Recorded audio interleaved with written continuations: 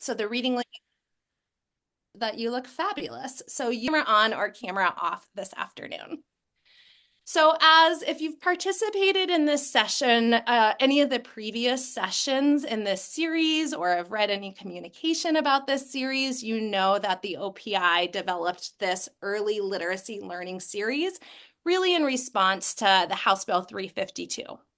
Right? But what exactly is that? What is the Montana House Bill 352? Is it a funding source for early childhood programs? Is it a requirement for early language and literacy screening? Is it a way for districts to provide resources to families for home-based reading programs?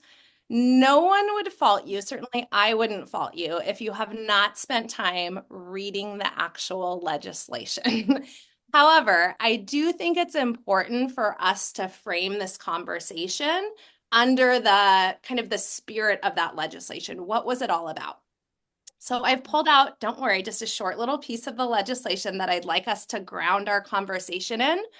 And before I do that, if I see some familiar faces out there, if you've ever done in-person professional learning with me before, you know that I love Dr. Anita Archer and I love explicit instruction and I love active participation.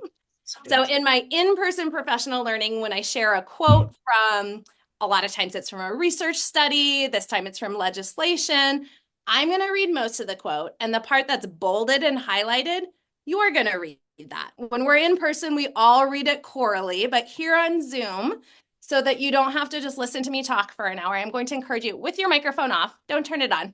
Keep your microphone off, and you are going to read along with me the bolded and highlighted pieces. Okay?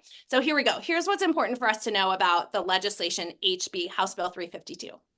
The legislature finds that the ability to read at or above grade level is essential for educational success.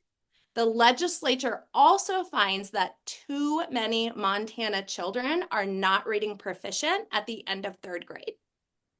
The purposes of this bill are to increase the number of children who are reading proficient at the end of third grade, and in so doing, help those children develop their full educational potential.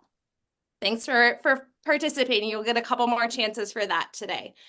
So this is really the intention. This is the spirit of the legislation. Yes, there is funding for early childhood programs. Yes, there are some requirements for early language and literacy screening. Yes, there are some resources for parents for home-based programs. But really the intention and spirit of the legislation is to increase the number of students in Montana schools who are reading at or above grade level by third grade. So what does all of this have to do with phonological and phonemic awareness? Well, I think it's helpful first to think about, what does proficient third grade reading sound like? Okay, so I'm going to play a short little video here of a third grade friend. And yes, there are lots of factors that go into proficient reading. But as you listen to this friend read, I think you'll notice that she sounds like a pretty proficient reader. Okay, so let's give a listen to a proficient third grade reader here.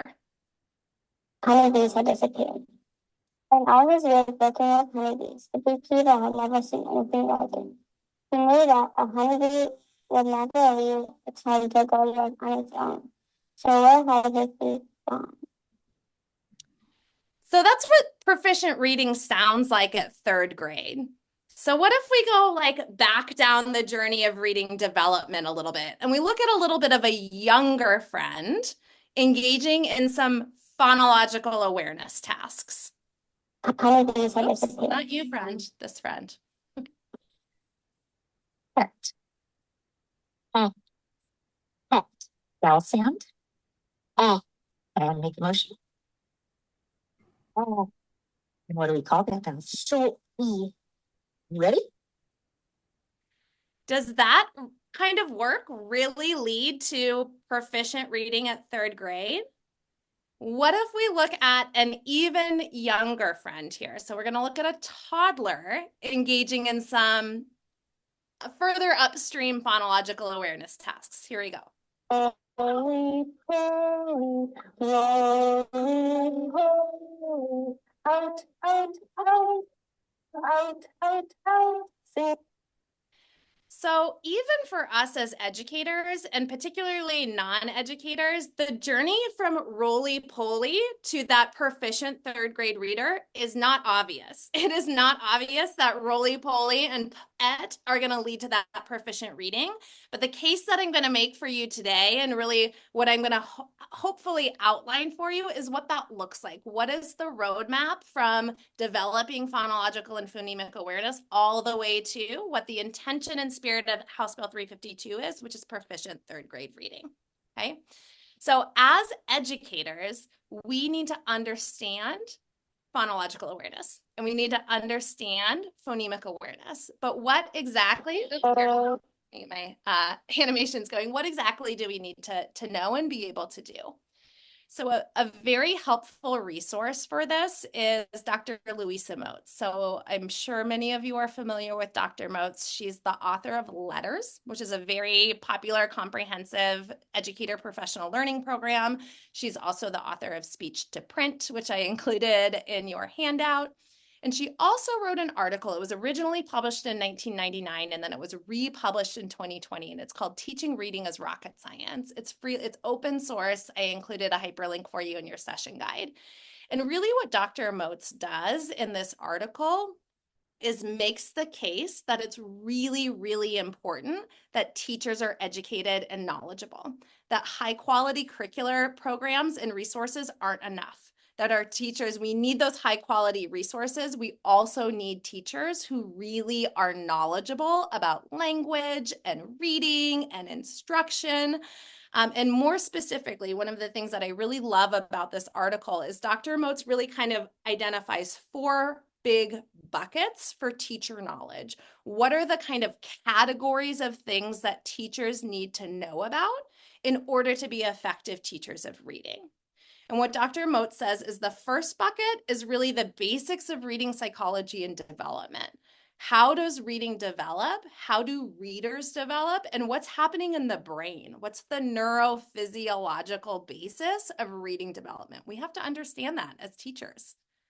We also need to understand the language structure for both word recognition, how do we identify words, and language comprehension. How do we know what those mean? I'm sure many of you were on with my friend Dr. Nell when she talked about oral language, right? So we need to know about word recognition. We need to know about oral language.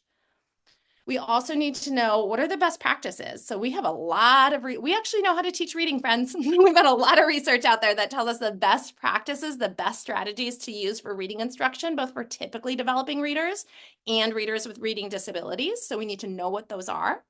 And we need to know how to use assessments to inform our teaching. And so this is really the guide that I used when I was putting together this session and the next session.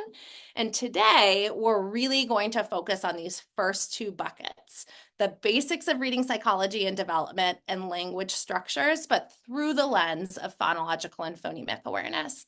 Now, friends, I've done enough work with teachers. I know what you're thinking, like, really, Genevieve, I actually am super interested in the instruction. Can you just tell me how to teach this? Don't worry. The next session, when we come back together in November, is going to be focused on instruction and hopefully assessment. I'm not exactly sure how I'm going to do all of that in an hour, but that's later Genevieve's problem to figure out. But I do think it's really important. I know we're eager. We all want to do the best thing for the learners in our classrooms, and we're eager for those instructional practices. But it's really important that we have a strong theoretical framework to base those on, right? If all we have is a good strategy, but we don't know why we're doing it, and we don't know how that contributes to reading development, we can't make good decisions for the students who are in front of us. So that's why we're going to spend a little bit more time doing sort of theory development and framework development today. That's going to set the stage for the conversation about instruction next time we meet. And I couldn't help myself. I'm going to talk a little bit about instruction today as well. So in terms of how we'll spend the rest of our time together, I have 4 learning targets for you. So I'm not going to read these out loud for you. I'm going to pause and give you a moment to read our learning targets. And as you're reading, I'll encourage you just to think about maybe what you're most excited to learn more about today. So I'll give you about 1 minute to read our learning targets. They're on your session guide as well.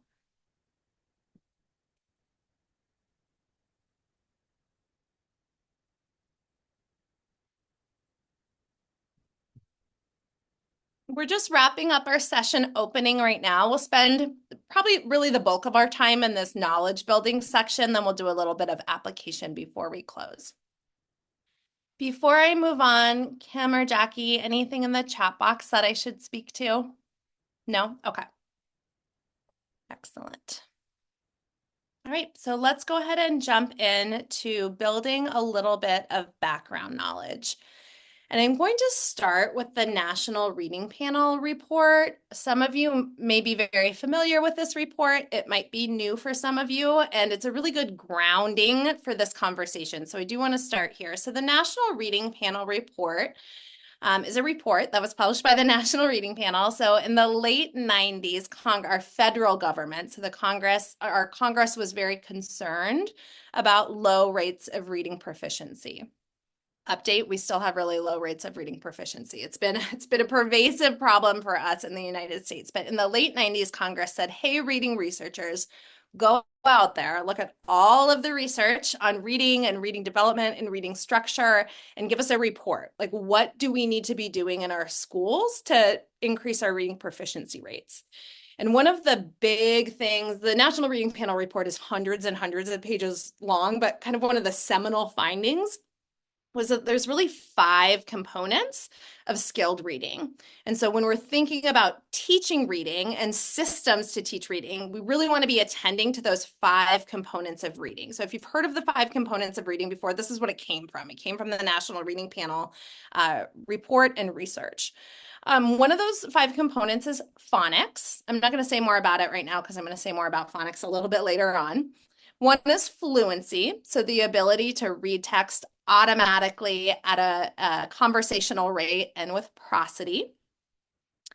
Vocabulary, so building students' breadth and depth of vocabulary knowledge. I know Dr. Nell talked a little bit about that.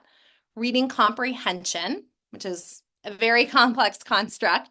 But you'll notice I'm missing the very first one here, and that's because it's phonological awareness. So phonological awareness was one of the 5 essential components of reading as identified by the National Reading Panel. I think it's important also that we spend a little bit of time defining terms. I think there's a lot of confusion out there. Sometimes folks are like, I don't really understand what the difference between phonological and phonemic awareness is. I'm not really sure what the difference between phoneme awareness and phonics is. So we want to spend a little time just defining some of these terms for us, starting with phonological awareness. So phonological awareness is a broad umbrella term that refers to the sound structure of language.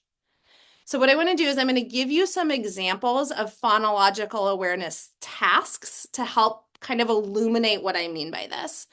So the ability to rhyme, that's a phonological awareness task. So if I was to say to my learners, readers, which word rhymes with mat? Dog or bat? If my readers can identify that bat and mat rhyme because they both have the same rhyme after the onset, that's a phonological awareness skill. That's their awareness of the sound structure of language. Another example is syllable awareness. So if I was to say to my probably kindergarten learners, this would be like a kindergarten task, how many syllables do we hear in Montana? 3 syllables. That's a phonological awareness task, the ability to hear that sound syllable structure of language. And then within phonological awareness, so under that bigger umbrella of phonological awareness is phonemic awareness. And to understand phonemic awareness, we have to first define a phoneme. What is a phoneme? A phoneme is really the smallest unit in spoken language. Another word for it is a sound. So the phonemes in our language are the sounds in our language. So that means that phonemic awareness, again, under that umbrella of phonological awareness, is the awareness of the individual phonemes or the individual sounds within spoken words. Phonemic awareness is really the most sophisticated element of phonological awareness. It's also the most essential. It's the most predictive of later reading and writing proficiency. So while we're talking about both today, phonological awareness and phonemic awareness, we're going to spend most of our time focusing on phonemic awareness because it is the most essential element of phonological awareness. So again, I'll give you some examples of some phonemic awareness tasks to illuminate what I mean when I'm talking about phonemic awareness. So if students can identify phonemes, so if I were to say to my readers, what's the first sound you hear in mat? And they could say, that's an example of their phonemic awareness, their awareness of that individual phoneme within the word. Or if I said, listen, readers, I'm going to say the sounds in the word, you blend them together. Listen, mat, blend. And they said, mat. That's another example of a phonemic awareness task.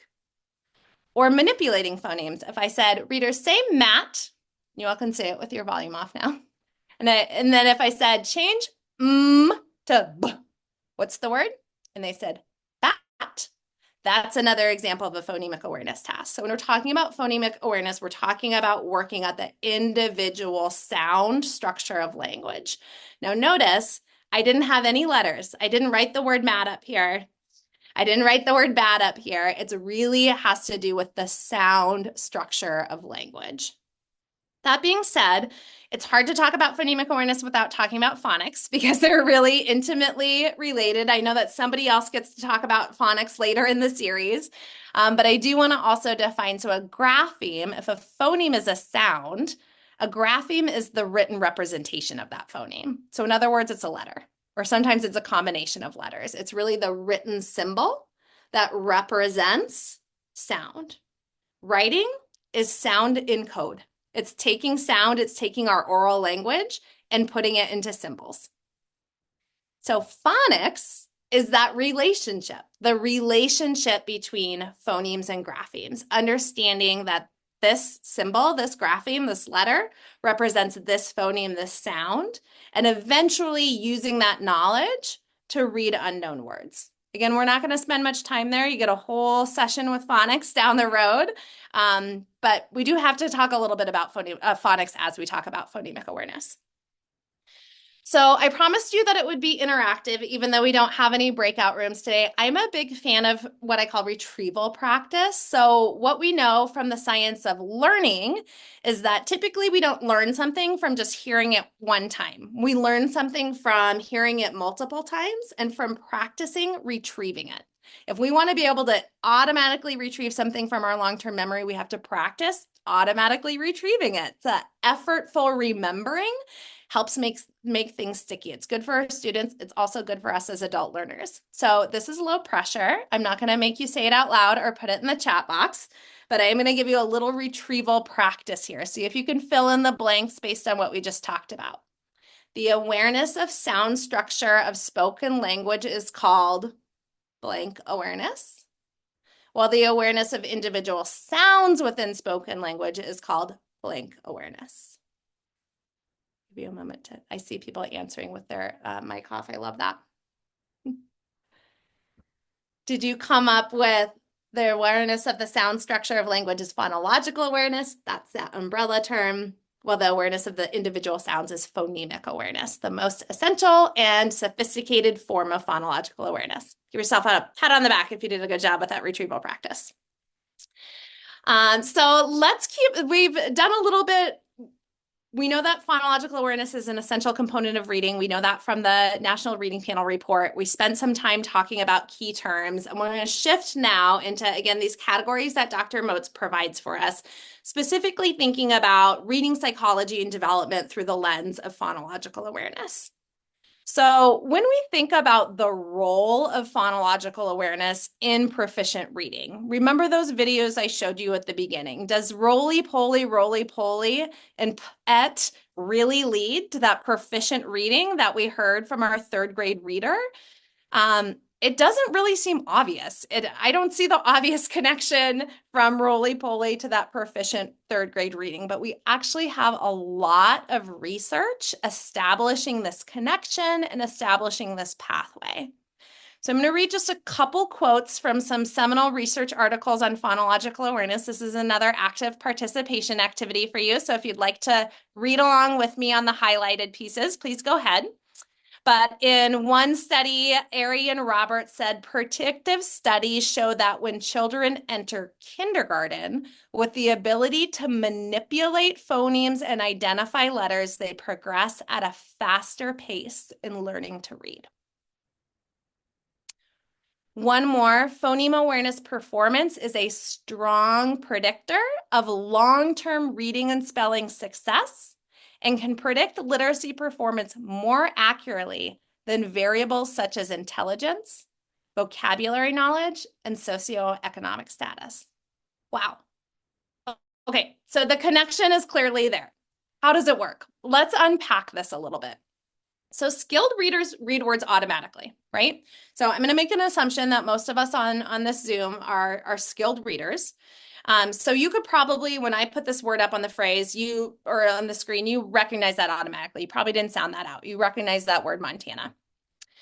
Even if I change it and I put it in all capital letters, you probably still recognized it automatically, right? What if I put it in all lowercase letters? You still recognizing that word very automatically, right? What if I change the color and put it in a different color? How about if I use a different font? You're able to recognize these words automatically, regardless of what the letters look like, the color. And now we're going to do just a quick experiment. So in a moment, I'm going to put a phrase up on the screen, and I don't want you to read it. Okay? Are you going to read it? No, don't read it. I don't want you to read the phrase. It's just going to be up there for a second, so pay attention. You ready, friends? Here it comes. Oops, not that one. It's this one. Did you read it? I said don't read it. This was our phrase, and even though it was up there for just a second, and even I said don't read it, I bet that most of you read it as long as you had enough time to. That's because once we become a skilled reader, we can't help but read. We can't help but read those words automatically, right? So how do we get to that point? How did we get to that point of being able to recognize those words so automatically that you couldn't help but read it? You weren't born being able to read the word Montana, friends. You took a journey to get there. So let's talk a little bit about that road from phonological awareness to proficient reading. And we're going to talk about a concept called orthographic mapping. So orthographic mapping is a theory that was developed actually by Linnea Airy. She was one of the authors on that first study that we read a quote from. But this is a quote from David Kilpatrick and his Essentials of Assessing Reading Difficulties. And what Kilpatrick says is that orthographic mapping is the process readers use to store written words for immediate, effortless retrieval. It's the means by which readers turn unfamiliar words into familiar, instantaneously accessible sight words. So at one point for you, back in your early development as an early reader, you did not know the word Montana. You had to sound it out. You didn't have it automatic, but now you have it for automatic retrieval. That's because you've orthographically mapped it. So how does that work? So Kilpatrick talks about, and there's lots of theories out there about the phases of reading development. So I just have to add the caveat, this is not the only one. But Kilpatrick talks about that orthographic mapping is really sort of the third most advanced phase of reading development, right? That's where we want to get kids so that they're those automatic word readers so that they have cognitive disk space for the meaning-making tasks of reading, right? So what are the earlier levels that get kids to orthographic mapping? Well, level 1 is really about letter sounds and establishing knowledge around letters and sounds. So I'm going to give you another quick retrieval practice opportunity here from earlier. Learning the relationships between letters. I want you to think of what was that other word for letters? And sounds, or what was that other word for sounds? Graphemes and phonemes. Right? So when students are in that level 1 letter sounds, they're really learning the relationships between letters or graphemes and sounds or phonemes. So in order to be able to do that, I'm actually going to put all of this up here. They're starting to learn that these little squiggly lines like the H, that represents a sound. And the sound that it represents is H. And they're starting to learn that the little squiggly line that looks like an A, that also represents a sound. Well, actually, it represents multiple sounds, but when we're teaching early readers, it just represents A. But in order to be able to do this, readers have to be able to segment that word into individual sounds. I can't map the sound to the H letter unless I can separate and isolate that sound. Now, for us as educators and proficient adult readers, it seems pretty obvious. Yeah, hat has 3 sounds, at. But if you think about for our early readers, before they start reading, it doesn't have 3 sounds. It's just hat, right? It's just a unitized whole. And in fact, if we look at speech recordings, there's no separation between those 3 sounds. The only reason students need to learn to segment those sounds is so that they can read, so that they can learn the relationships between the phonemes and graphemes. So it's really a pretty abstract skill for our early readers, but it's essential. If they can't learn to segment those sounds, they can't master that phoneme grapheme relationship. They can't work in that letter sound level. In addition to segmenting to be able to isolate all the sounds, I need to be able to blend. I need to be able to blend those sounds together to get to that place of orthographic mapping. And I'll show you what I mean there. That's our level 2, which is really phonic decoding. So as our students are learning, we don't have to wait for them to know all their letter sounds, all their phoneme grapheme relationships. As soon as they've amassed sort of a critical mass of those essential phoneme grapheme relationships, we move into this phonic decoding phase. And in this phase, we're really helping students apply that knowledge of letter sounds and blending skills to sound out unknown words. So my students are learning, H says A says at, T says t. And then I'm going to start working on blending those together. So when they look at a word like hat, they can say at, and eventually hat, and eventually hat, and eventually hat.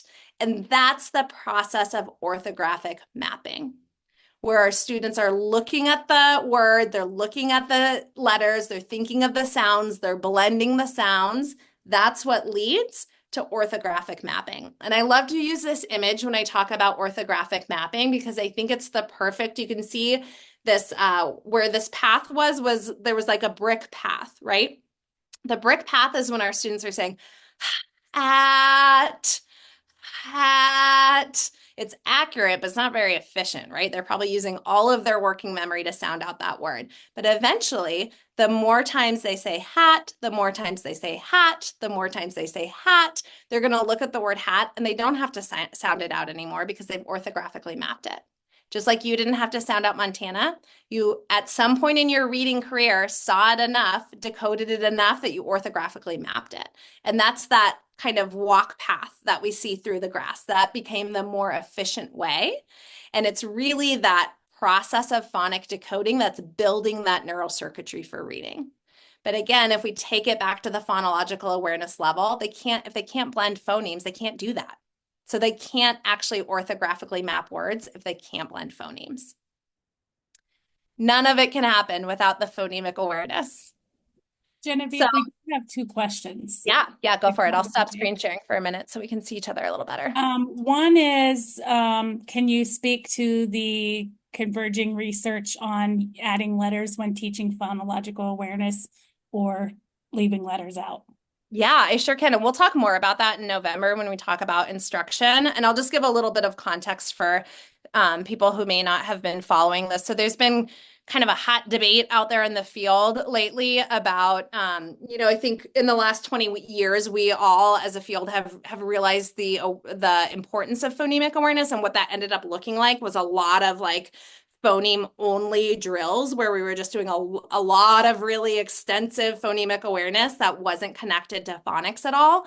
And what the research is suggesting now is actually, yes, all of that phonemic awareness work is really important, but it's actually important that we embed that in our phonics work. So as we're learning It's still great to do, especially for those of you who are in early toddler kind of pre-K situations, all the rhyming stuff, all the nursery rhyme stuff, great. But once students are starting to learn phoneme grapheme relationships, we don't have to do all of that PA work in isolation, because when I'm having students sound out hat, that's still a phonological awareness activity. They still have to blend those phonemes, right? And it's actually more impactful to do that in the context of our decoding and encoding.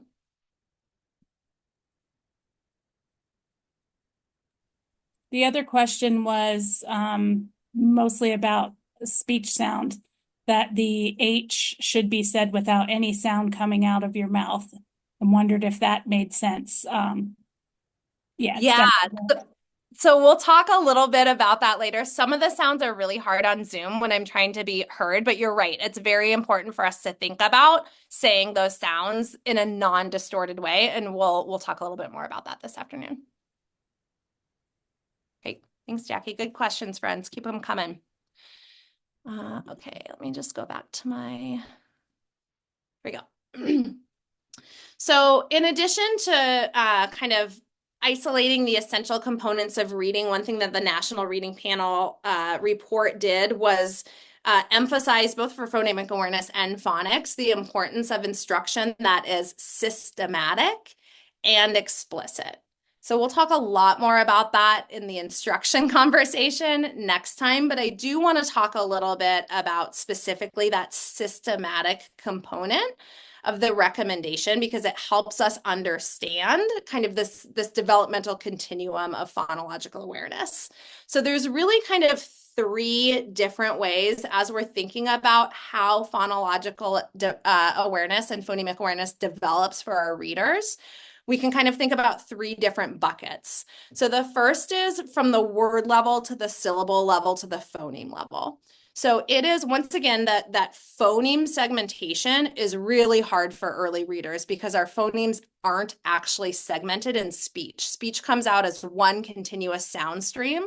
So it's easier for students to do that first at the word level. So for example, if I were to say to my readers, how many words are in the sentence, I saw a dog, and being able to identify that there's 4 words there, that's an easier task first. And then the syllable level, if I were to say, all right, readers, I'm going to say the parts of a word, you put them together.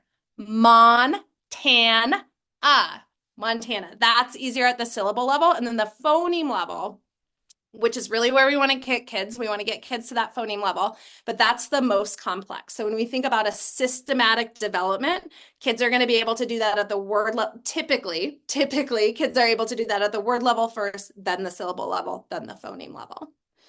Within phonemic awareness, we can also think about the complexity of skills. So it's easy, typically students will be able to identify a phoneme first. So for example, if I said, readers, what's the first sound you hear in Montana? And they can say, that's a less complex skill. The next complex skill is blending phonemes together. So if I were to say, readers, I'm going to say the sounds in the word, you blend them together. Listen, sap. And my reader said, sap, that's a blending skill. That's a little bit less complex than segmenting. Segmenting would be if I said, all right, readers, say sap. And they said sap. And I said, sound sap. And they said, ah. And the most complex phonemic awareness skill is manipulation. So if I said, readers, say sap. Now say sap, but change to t.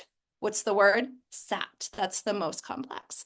So as we're thinking about how this develops for readers, it's going to develop from the less complex skills to the more complex.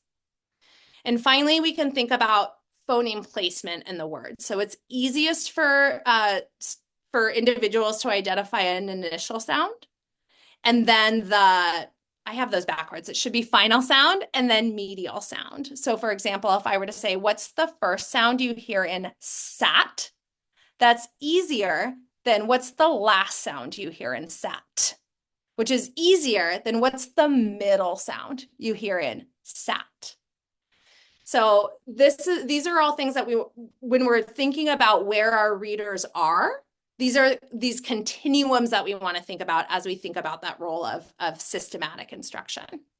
So I'm going to give you a little bit of a practice opportunity here. I have 4 tasks up here.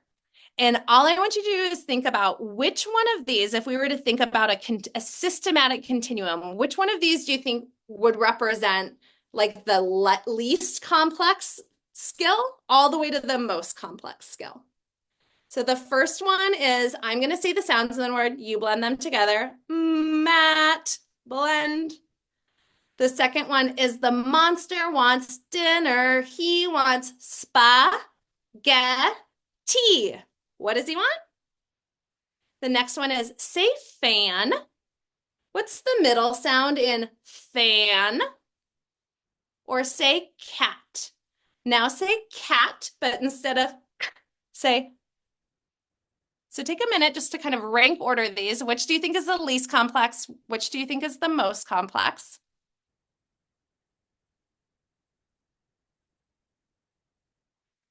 I'll show you what I came up with. Although as I was doing this, I was like, I kind of put a tricky one in there.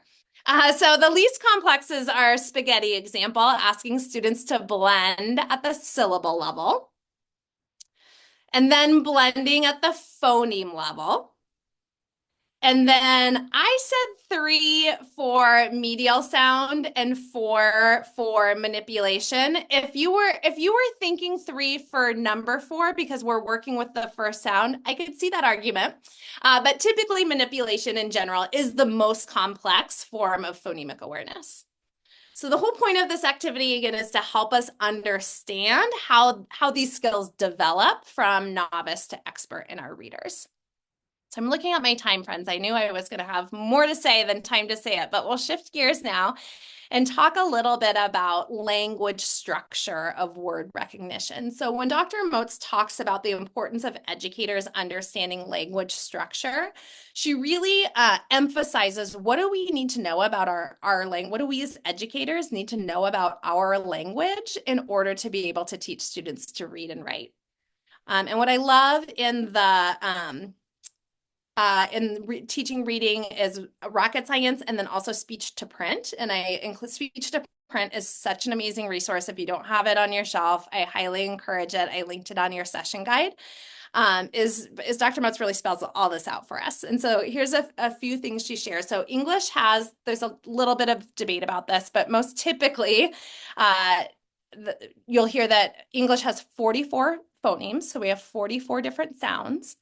And those are represented by 26 graphemes. So we have 26 letters that represent the 44 different phonemes in our language. Some phonemes are represented by a single letter grapheme. So for example, the T sound being represented by the letter or the grapheme T, while other phonemes are represented by multiple letter graphemes. So for example, the sound sh, that's one phoneme, sh. 2 graphemes represent that sound, an S and an H. That's called a consonant digraph. Some phonemes are represented by 3 graphemes. So the phoneme j, there's several ways it could be represented, but one of them is DGE. So the DGE, 3 letters, 3 graphemes that represent just one sound, j. All of our phonemes in English are either a vowel phoneme or a consonant phoneme. And the way that we categorize them, so when we think about our phonemes, our sounds in English, we can categorize them both by what we call the manner of articulation. So that's how we make the sounds, what's happening in our mouth to make the sounds. And there's different categories of articulation. For example, one of the sounds are our nasal sounds. And what a nasal sound is a sound that when we make it, air comes out of our nasal cavity. So we're going to do a little experiment here, okay? I want you to say the sound that the letter M makes. I want you to say, Now I want you to say it again, and as you're saying it, I want you to pinch your nose. What happens? You can't make the sound anymore, right? Because air has to come out of our nose to make that sound. Those are our nasal sounds. And there's other categories as well, but phonemes can be categorized by where they're articulated, or how they're articulated, as well as where they're articulated. So for example, it's called our interdental phonemes. Those are our behind the teeth. So if you say the sound t, or you say the sound d, what you'll notice is your tongue taps behind your teeth. Or we have other sounds where, for example, our tongue goes between our teeth, like. So all of our phonemes can be categorized by both how we say them and where we say them. So what we're going to do now is actually do a little bit of application of this. And you might find that these activities are really easy for you if you've done a lot of work in this area, and you might find them challenging. And if you find them challenging, I do not want you to feel discouraged, because you're actually in really good company. In fact, we got another research quote for us. Converging evidence from survey research suggests that teachers have limited knowledge about foundation reading instruction and how children learn to read. It is a very well-established fact that our pre-service and in-service teacher education programs are generally not adequately preparing us in those 4 buckets of what we need to know and be able to do to teach kids how to read. That was very much my experience. I got a master's degree and a teaching credential in special education and never learned any of this until I became a dyslexia and literacy specialist. So again, my goal is not to make, if some of these are challenging for you, it's not to make anybody feel bad about your knowledge at all. It's more to give you some experiences of the types of exercises that are really easy for educators who have a well-developed knowledge base in these 4 buckets. And I'm hoping that it might give you some direction to think about your own personal practice goals. And plus, nobody's going to have to come off mute, so don't worry. There's really low pressure here. But again, within the kind of 4 buckets, Louisa Moats also gives us some specific examples of what we as educators should be able to do in terms of each of these. So what do we need to be able to do about language structure? This is the conversation that came up a little bit earlier. So thanks for teeing this up, whoever asked that question. We need to be able to produce our speech sounds accurately during reading, writing, and vocabulary and spelling instruction. So to practice this a little bit, I'm going to put a grapheme up on the slide, and I want you to make the sound. What sound does the grapheme make? Y'all ready for a little practice? Now, this is another one that's hard for you to hear me on Zoom, but really it should be b, b, b. And what often happens is we say ba, right? Or when we teach the P sound, the sound that the letter P makes, we say pa. And we add what's called a schwa. And that can get really tricky for our early readers, right? Because if they learn that B, the letter B represents the ba sound, and then they go to sound out the word bog, and it's ba, og, bog, that's going to interfere with their decoding skills. So we want to make sure that we're really pronouncing our sounds clear and not in a distorted way. I'm going to put another grapheme up, and I want you to make the phoneme, or maybe phonemes. So you may have said, as in with. You might have also said, as in that or they. So this is a grapheme that has 2 phonemes. One is voiced. So at a voice, we can do an experiment here. Put your fingers on your vocal cords. Our voiced phonemes, our vocal cords vibrate when we say them. So we're going to say the th, like that. Versus if we say like with, we don't feel any vibration. So this grapheme has both a voiced and an unvoiced phoneme. Here's another one. Go ahead and say phoneme or phonemes. So this vowel team represents the long E sound, E, like is in meat, but it can also represent the short E sound like bread. Much more uncommonly. Mostly it says the long E sound, but it can also say that short E sound. Okay, one more here. I teed this one up for you. This grapheme says, or these graphemes say the J sound.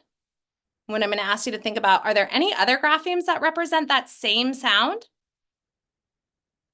Yeah, sometimes J, sometimes G.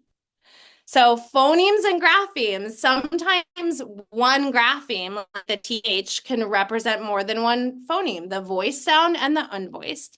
And sometimes one phoneme, like J, can be represented by more than one grapheme. Oh man, it's 4:53, friends. Okay, we're gonna do a few more of these. Another thing that educators should be able to do is identify the phonemes in words. So we're gonna do a little bit more practice here. I'm gonna start easy and then get a little bit trickier. So I'm gonna put a word up here. I want you to think how many phonemes, how many sounds are in this word and what are they? So if you had 3 and you had, so this is, I used the, it's called the IPA, the International Phonetic Alphabet. Don't even worry about it. It's just a way to represent phonemes graphically. But if you had a, t, great job. Let's try another one. There's 2 phonemes in this word, and they are I, s. And what gets tricky, because we're proficient adult readers, so even if I hear the word ice, I'm going to think about 3 letters, right? 3 graphemes, but there's not 3 sounds. There's only 2 sounds. Let's try one more.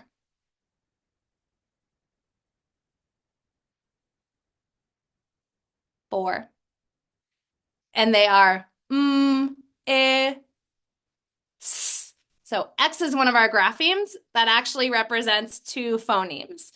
So, and again, if some of this was tricky, that's very typical, but we as educators need to be able to understand that language structure of words so that we can effectively teach our students these same things. All right, we're going to do one quick more and then one more quick one, then I'm going to wrap up and see what questions I can answer. So actually I'm going to skip this one because I like this one better. So I mentioned earlier that learning to segment words into phonemes is tricky, it's hard for kids. And so one of the ways that we can make that instruction more explicit for students is helping them recognize the differences between 2 words that differ in just one phoneme. So in order to be able to do that, we as teachers need to be able to do that ourselves, right? So let's do a little practice. So the word is leaf. I want you to think first, how many phonemes are in leaf? 3. The 3 phonemes are L, E. Now I'm going to select a word that differs by just one phoneme because that can help my students learn to be able to do this, distinguish these phonemes. So I'm going to go from leaf to leave. So how many phonemes are in leave? And which one is different? 3 phonemes. The last phoneme is different. Leaf versus leave. All right, I'm going to skip my last one, friends, even though I was really excited to do a consonant blend with you, but too much to say in too little time.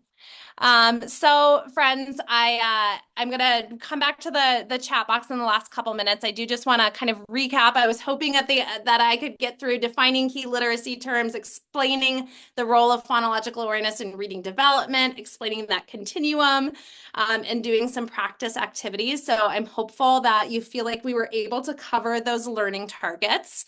I'll give you a quick reminder before I catch some questions from the chat box. Part 2 is on November 6th, where we'll definitely be jumping into instruction and probably just touching on assessment. I would need a whole hour for assessment as well.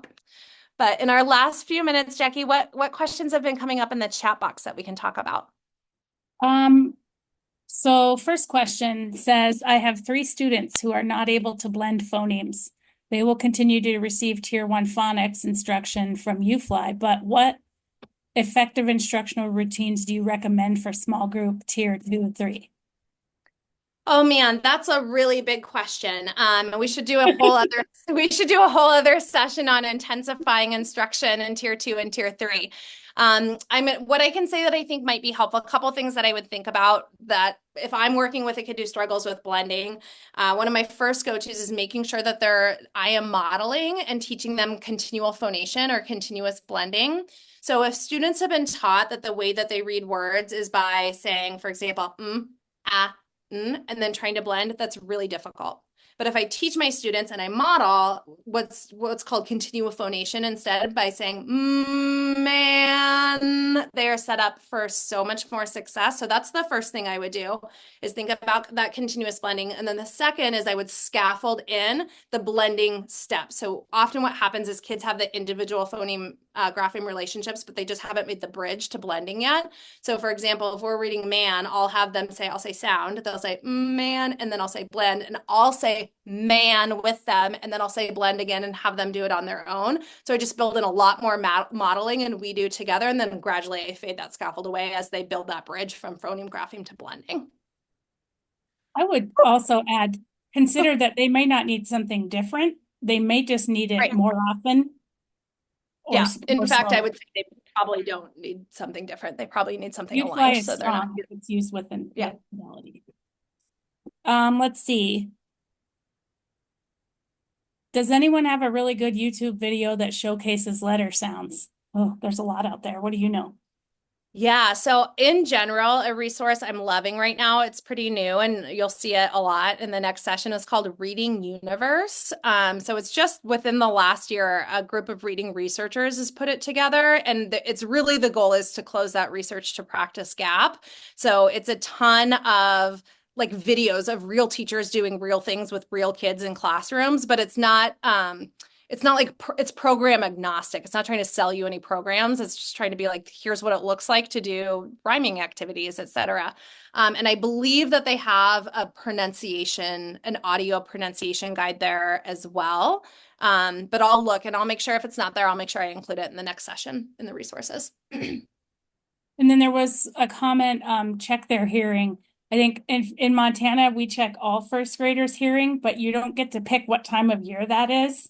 So you can always request that the parent ask the pediatrician about hearing if that hearing test hasn't come through the school yet. You always want to roll that out and vision too, but and I would say not just hearing, but so when I was a school psychologist and I got a referral for a reading problem, I always asked about a history of ear infections and if the kid had tubes placed. Because it's really common what happens if kids have chronic ear infections when they're in that really critical, like 1.5 to 3-year-old phase. That's when they're developing their awareness of phonemic awareness. If it gets distorted because of ear infections, it can lead to later reading problems. So that's a good thing to ask about as well. let's Friends, see. it's 5. I'm just going to say this really quick. I can stay on, so I'm going to stay and keep answering questions for people who want to stay, but you all have had long days, so it won't hurt my feelings if you have to log off. You've got my email. Reach out to me if you need anything, and I hope to see you again on November 6th, but I'm also staying right now for anybody who wants to stay. Here comes the feedback form so you can get your... Oh, sorry, Jackie. Sorry. Believe yet.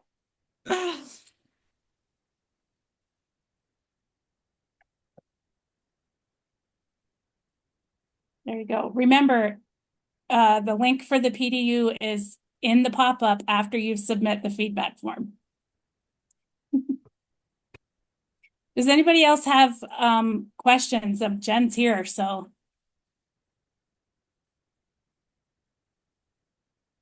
Thanks, Jessica. I'm glad you're getting what you need from it.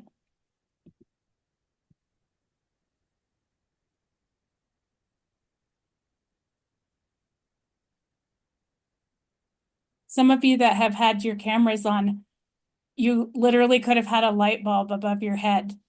I so appreciate being able to see the learning happening.